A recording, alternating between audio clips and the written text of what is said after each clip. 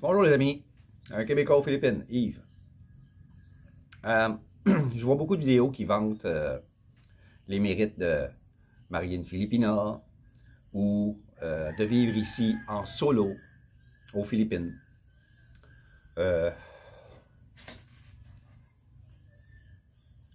vais parler des deux façons. À vous de juger ce qui pourrait vous convenir. Bien sûr, si vous venez ici en solo, ça va vous coûter moins cher. Ça, c'est sûr. N'oubliez pas que si vous rencontrez et mariez une Filipina, la croyance est que elle et sa famille vont s'attendre à ce que vous les aidiez. Toutes. Tous. Surtout la famille directe. Indirects aussi, ils vont s'essayer. Ils vont venir vous voir. Et même des gens qui sont même pas de la famille, qui vont venir et vous dire « Ah, je suis le cousin de... » C'est la mentalité qui est comme ça. La famille, c'est serré. Family minded. C'est comme ça que les gens pensent ici. Puis, comme on est des foreigners, ben pour eux autres, on est tous, sans exception, des millionnaires avec des fonds sans fin. J'imagine qu'on a des millions et des millions et des millions. C'est la mentalité qui veut ça aussi que même dans la famille de cette Filipina, s'il y en a un qui est plus nanti que les autres, il doit aider la famille d'une façon ou d'une autre. C'est pour ça d'ailleurs que beaucoup de Philippins, qu'elles soient femmes ou hommes, vont travailler à l'extérieur, dans d'autres pays, pour justement aider la famille. Alors, si un Filipino, si un foreigner, excusez, rentre dans la famille, ben pour eux, c'est inespéré. Puis encore mieux, c'est une mine d'or. C'est un guichet ATM sur deux pattes. Un guichet automatique, pour ceux qui ne comprendraient pas le ATM. Alors, ce sera à vous de mettre carte sur table dès le début de la relation. Attendez pas que les demandes arrivent pour en faire part. Parce que là, si vous ne dites rien, c'est comme si vous acceptez le fait que vous allez devoir aider la famille. Acheter un tricycle, acheter ci, acheter ça. J'ai besoin de ci, j'ai besoin de ça, j'ai besoin d'argent pour partir une business, j'ai besoin de ci, j'ai besoin de ça. Les demandes vont fuser. Si vous ne mettez pas les cartes sur table le jour 1, comme quoi que vous ne venez pas aux Philippines pour faire vivre la famille de votre Filipina. Si vous ne faites pas ça, attendez-vous à vous démener pour essayer de faire comprendre. Si vous ne le faites pas, et puis que vous attendez que les demandes arrivent, et vous dites à votre Filipina, dans sa tête, si elle pense comme ça, que vous devez aider la famille, vous allez avoir des problèmes avec elle. Donc, pour éviter d'entrer en relation avec une Filipina qui pense comme ça, le jour 1, il faut mettre carte sur table. Si ça ne lui convient pas, parlez avec elle. Faites-lui dire ce qu'elle pense, ce qu'elle en pense. S'il y a une hésitation dans sa réponse, changez de Filipina. Oubliez ça. Oubliez ça. il faut que vous soyez assuré que votre Filipino comprend bien votre point de vue et que ça ne changera pas. Essaie pas de me faire changer d'idée, sinon je te quitte. Dès le jour 1, il faut mettre ça carte sur table. Si ça ne lui plaît pas, si elle trouve ça rude, désolé.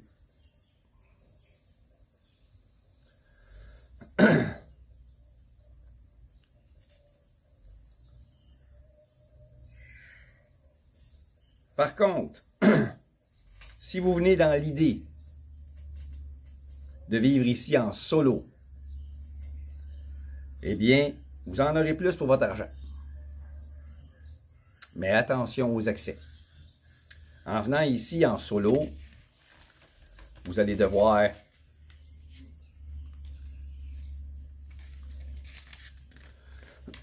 vous occuper.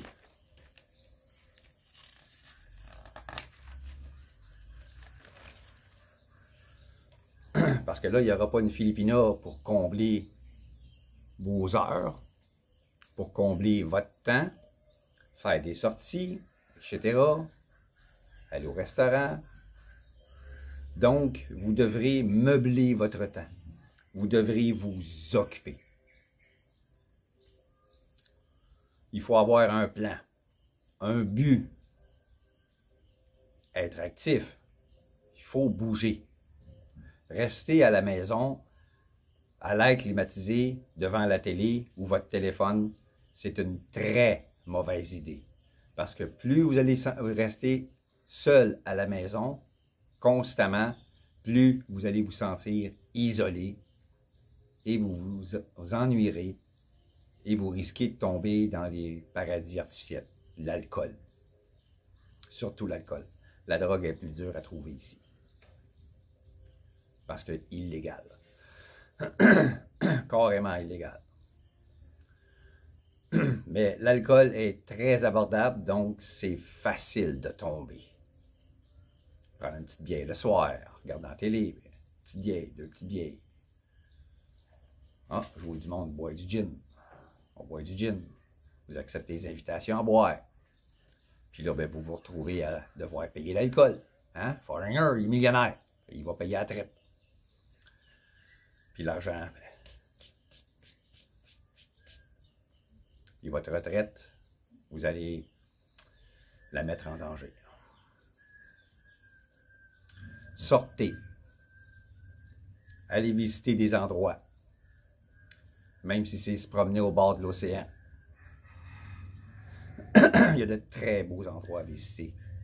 Tout dépendant où vous décidez de vous installer. Mais il y a de très beaux endroits partout. Partout, partout, partout.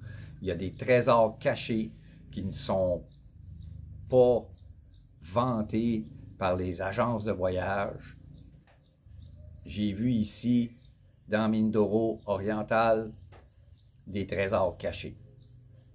Que ma blonde connaissait. Ah, on va aller là, tu vas aimer ça. Je suis allé, wow, c'était écœurant. La paix totale, pas de touristes. C'était beau, c'était agréable. J'ai vu des animaux que j'avais jamais vus avant. C'était exceptionnel. Sans touristes.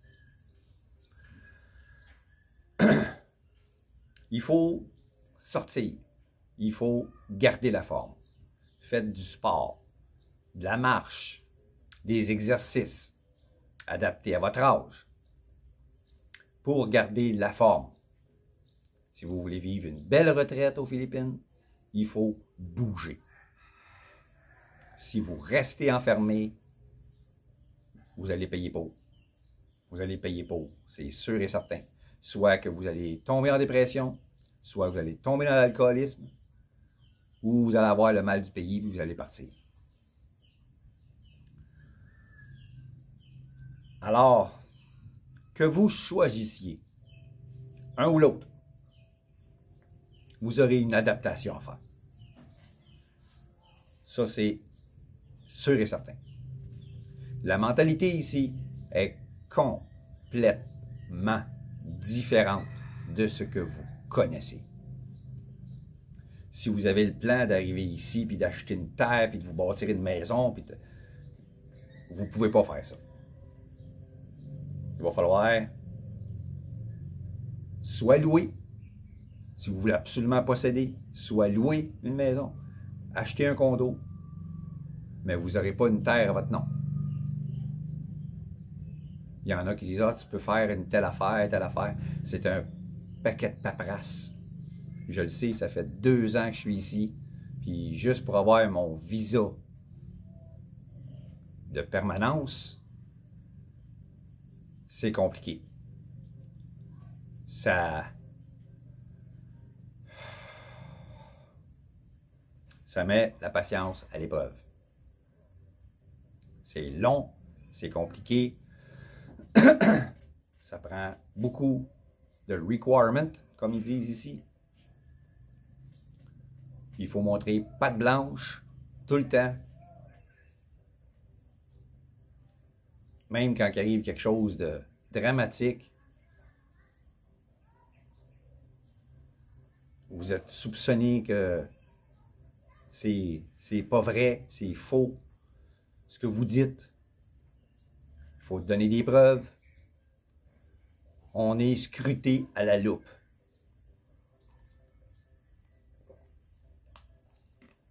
Oui, certains réussissent à avoir quelque chose à leur nom, mais au pourcentage, jamais à 100%. Puis ça prend beaucoup de papier, beaucoup de temps, c'est long, c'est éprouvant, ça gruge beaucoup de votre énergie.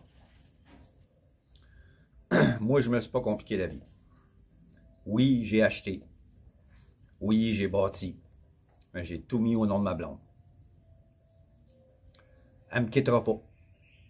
C'est sûr, j'en suis persuadé. J'ai pris mon temps pour savoir son mindset, comment elle agissait avec moi, en public, en privé, devant sa famille, devant ses amis. J'ai dit go. Aujourd'hui, je suis ici.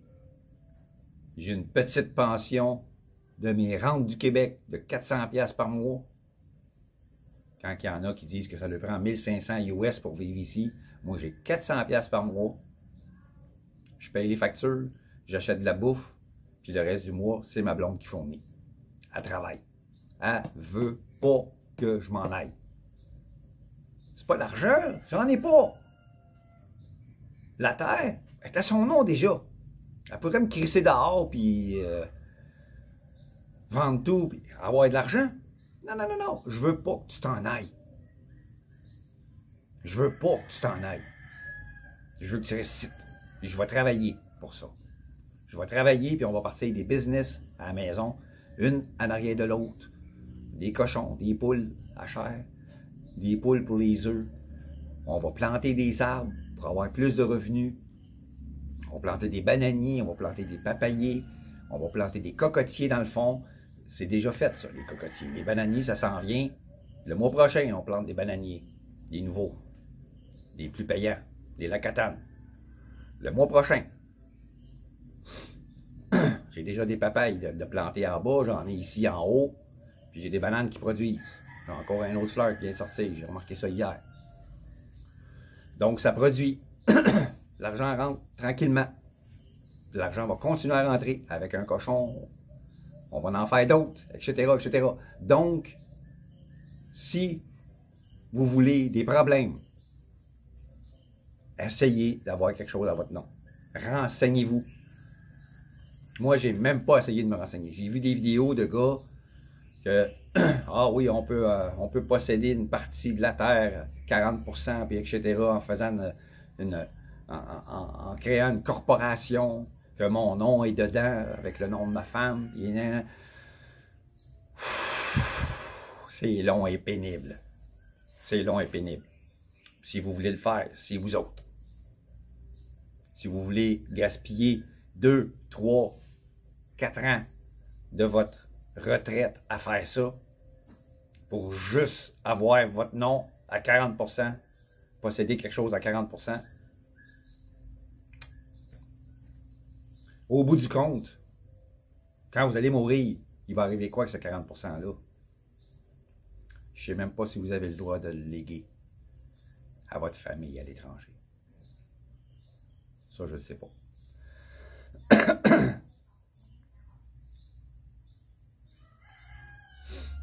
Donc, moi, je ne me suis pas cassé la tête.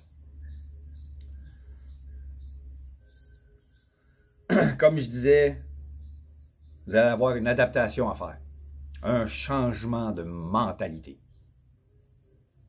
Si vous persistez à vouloir vivre exactement comme vous vivez dans votre pays,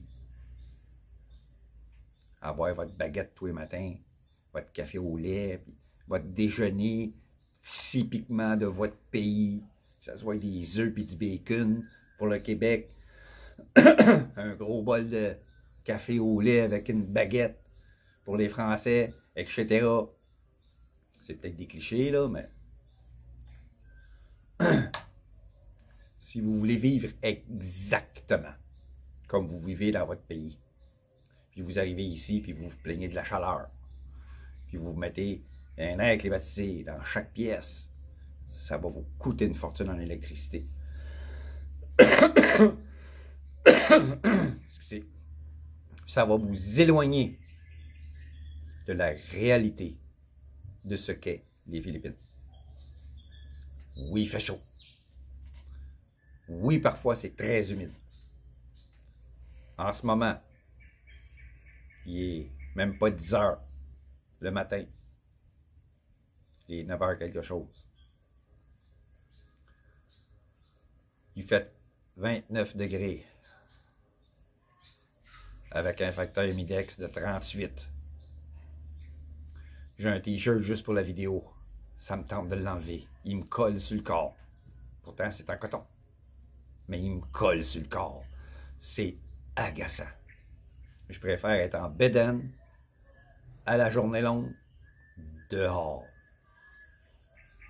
Je vais en dedans seulement pour me faire un café ou pour me faire à manger, faire la vaisselle et dormir. Je ne reste jamais dans la maison. Jamais. Même s'il ne fait pas chaud. Parce que la façon que la maison est faite, la chaleur sort par en haut, puis le vent est comme ça. Fait que le vent, il sort toute la chaleur de la maison. Il ne fait pas si chaud en dedans. J'ai pas besoin de l'air climatisé. La manière que c'est fait, la manière que c'est dirigé, quand je suis venu, le vent est comme ça. Le vent est toujours comme ça? J'ai demandé au propriétaire. Le vent est toujours comme ça? Oui, le vent est toujours comme ça. Il y a rien que 2-3 mois par année qui est comme ça. Le reste de l'année, il est comme ça. J'ai dit, on va mettre la maison comme ça. Une porte là, puis une porte en arrière, vis-à-vis. 9 pieds de haut le plafond. Pas fermé. Complètement ouvert tout le tour. L'air, la chaleur sort en haut. Puis le vent, ce qui est en bas. Il faut vivre comme eux. Il faut s'adapter. Il faut être patient. Il faut changer notre façon de voir les choses. Il faut accepter comment ces gens vivent. On ne peut pas les changer. On ne doit pas essayer de les changer. On n'est pas dans notre pays. Puis on a quitté notre pays à cause de la mentalité de notre pays. Alors, apporter notre mentalité ici, c'est la même chose comme chez nous. Qu'on accepte des étrangers et qu'on ne veut pas qu'ils nous imposent leur façon de voir les choses. C'est la même chose. Fais pas aux autres ce que tu ne veux pas qu'on te fasse. Tu ne veux pas que les étrangers qui viennent dans ton pays t'imposent leur façon de faire. Si tu vas dans le pays d'un autre, ferme ta gueule. Accepte puis vis comme eux autres. Si tu n'es pas capable de faire ce changement-là dans ta tête, tu ne resteras pas. Parce que tu ne réussiras pas à les changer. Puis si tu élèves la voix, tu vas t'être mis à l'écart. Complètement. Puis tu vas te sentir isolé, puis tu vas t'en aller. Il faut accepter comment ils sont. Il faut les aimer comme ils sont.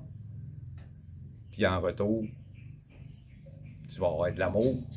Les gens vont être curieux, ils vont te poser des questions. Ça fait 1 an que je vis ici. Ils ne savaient même pas mon âge encore. Ils ne savaient même pas si j'avais des enfants. Je suis allé chercher de l'eau hier à la pompe. Parce que la mienne n'est plus bonne. Il n'y a plus d'eau. Je vais devoir creuser un autre 20 pieds. Je suis allé chercher de l'eau là-bas hier. Comme à tous les jours. Puis là, ils ont commencé à me parler. À quel âge? 62. Moi, j'ai 57, ma femme a 48. Puis, sa belle-fille, 62. Il vient avec 2 bidons, il remplit ça d'eau, il s'en va chez eux après. Il transporte 2 bidons d'eau, il a 62 ans! Comment est-ce qu'il fait? L'autre jour, je passais pour aller au petit magasin. Ah, you want a drink? You want a drink? Puis là, ben, il y a quelqu'un qui était là, un monsieur, que je connaissais pas. Il m'a appelé américain, Améro. Je suis pas américain, je suis canadien. Les Américains ont des grosses bedaines. Ils arrivent ici, ils sont malades, ils prennent des pilules, en ont pu finir. Ils sont obèses, parce qu'ils mangent trop, ils mangent mal. Ils arrivent ici, ils sont malades, puis ils boivent, beaucoup, pas toutes. Moi, je suis canadien. Je bois pas, je mange pas de gras, je mange beaucoup de légumes, je vis sainement.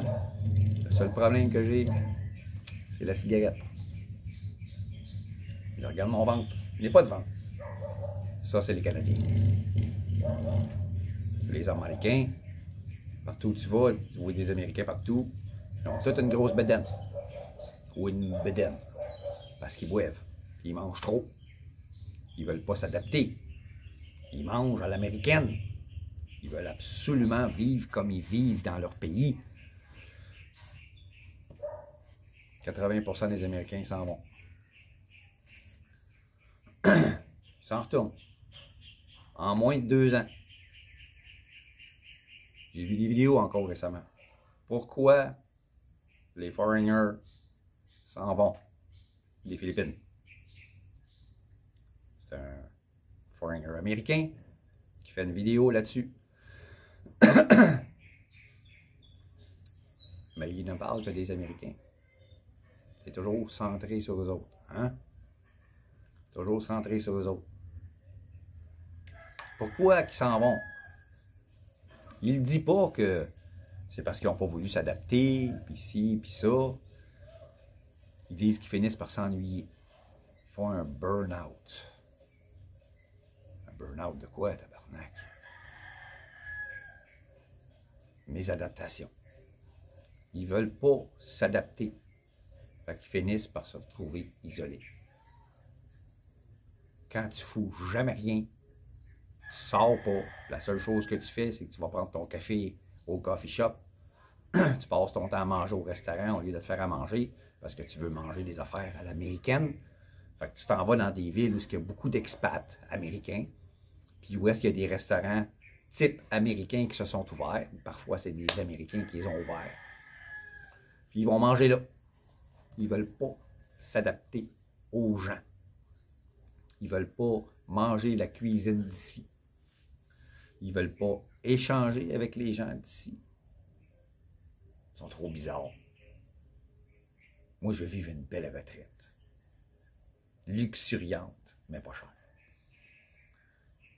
Ça dure 6 mois, 1 an et demi, parfois 2 ans. Il y en a qui réussissent, là. Ils s'accrochent jusqu'à 3 ans. Ils finissent par foutre le camp. Ils ne sont pas capables de s'adapter. Parce que c'est pas ça qu'ils veulent. Ils viennent ici dans l'idée de vivre des vacances luxuriantes, perpétuelles. Mais ici, il n'y a pas de géo pour vous faire sortir puis vous faire avoir des activités. Il n'y a pas de gentils organisateurs ici. Vous êtes vous-même tout seul, en solo. Donc, bougez. Faites-vous des amis philippins.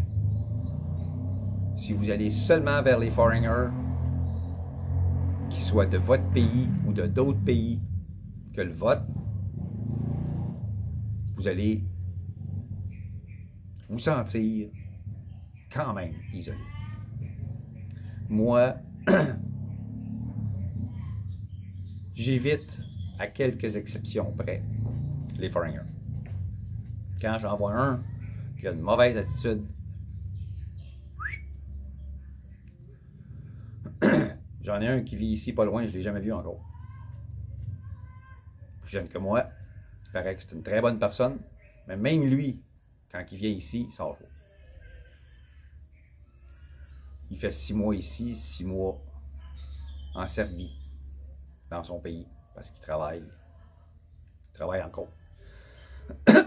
6 mois dans son pays, à travailler au bureau, puis 6 mois ici, en ligne. Avec sa femme, qui fait le même travail que lui. Il y en a d'autres que j'ai connus l'année passée. Puis déjà, l'espèce de confrérie que un des foreigners avait créée, elle a éclaté. Parce qu'il a amené avec lui son attitude. Celui qui a créé cette confrérie, il a amené son attitude. Puis, il ne voulait pas entendre parler tagalog dans son camion.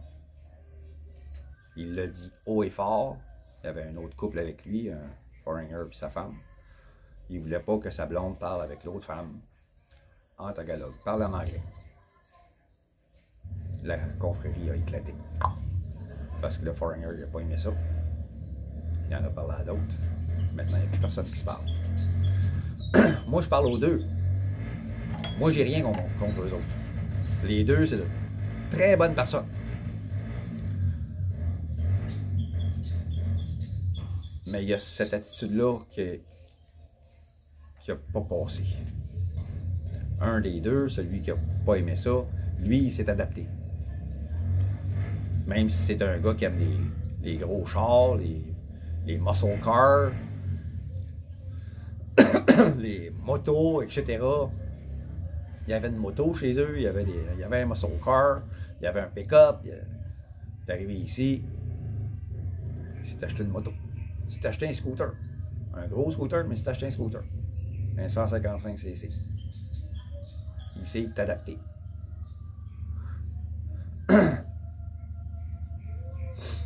Il faut s'adapter.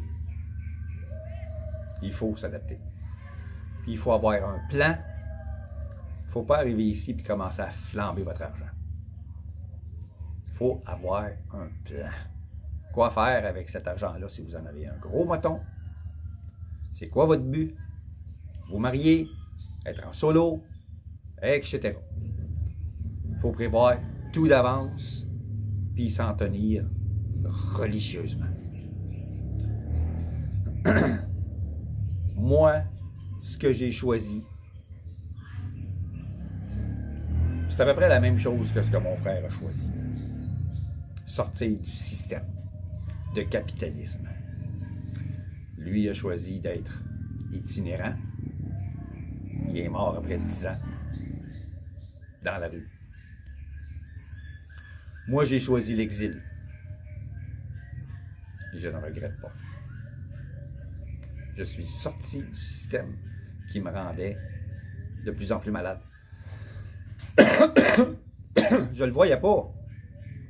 Je le voyais pas. Mais mentalement, j'étais malade. Physiquement, je commence à avoir des signes. Des signes stupides. Anodins. Constipation. J'ai jamais été constipé de ma vie. Constipation. Trouble du sommeil.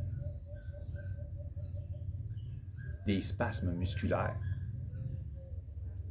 Des tics nerveux. Mon syndrome de la tourette est ressorti. J'essayais de le cacher le plus possible pour que personne ne s'en rende compte. J'avais des signes physiques et mentaux. J'avais des idées noires. J'ai pensé au suicide. Je devais m'en aller. Malgré que j'étais à un endroit que j'avais toujours rêvé, où je vivais, c'était un endroit que je rêvais depuis des années. Je passais devant en voiture, je voyais la place, puis je disais, « J'aimerais ça avoir cette place-là. » Je l'ai finalement eue. Par hasard et par chance. C'est pas l'endroit, c'est la vie que je menais. Malgré l'endroit que j'adorais être là. J'arrivais de travailler, je sortais, puis je bisounais. Je faisais des choses avec des palettes. Je bricolais.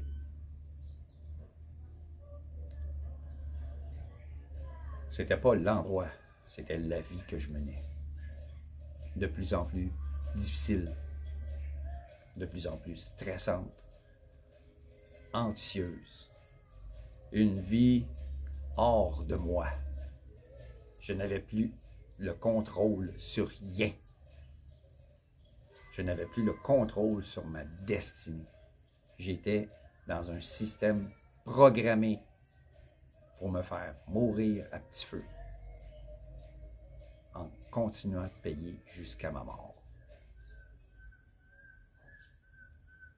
Je ne voulais plus ça. J'ai choisi l'exil et je ne regrette pas. Si vous vous sentez comme ça aussi, faites quelque chose avant de tomber malade. Faites quelque chose. Oh, j'ai pas assez d'argent mis de côté pour ma retraite. Si vous attendez trop, vous allez tomber malade, vous allez faire comme d'autres foreigners, que quand ça va être le temps de toucher l'argent que vous mettez de côté, vous allez venir ici malade. Et vous ne vivrez pas une belle retraite, même si vous êtes ici. Bougez. Arrêtez d'acheter des choses inutiles chez vous. Arrêtez d'acheter des choses inutiles. On n'a pas besoin de grand-chose pour vivre. Une grosse TV, 50 pouces, écran plat, on n'en a pas besoin pour vivre. On n'a pas besoin de ça. C'est bourré de nouvelles qui nous bourrent le crâne. On n'a pas besoin de ça.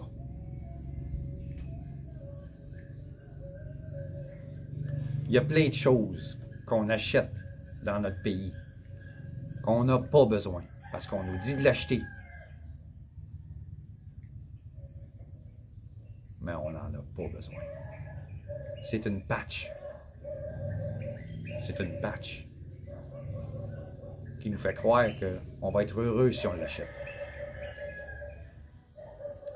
Débarrassez-vous de cette habitude-là. Foutez-vous de votre voisin qui a une plus belle voiture que vous. un gros pick-up, une plus belle maison, un beau set de salon, un beau set de cuisine, un paquet d'appareils ménagers, de petits électroménagers, gros frigidaire, gros poêle, qui fait tout, laveuse sécheuse qui fait tout, gros barbecue qui fait tout, grosse piscine. Arrêtez cette folie.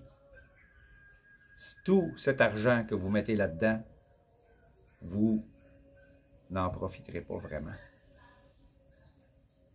Ça ne vous rendra pas heureux. Être heureux, c'est beaucoup plus simple que ça.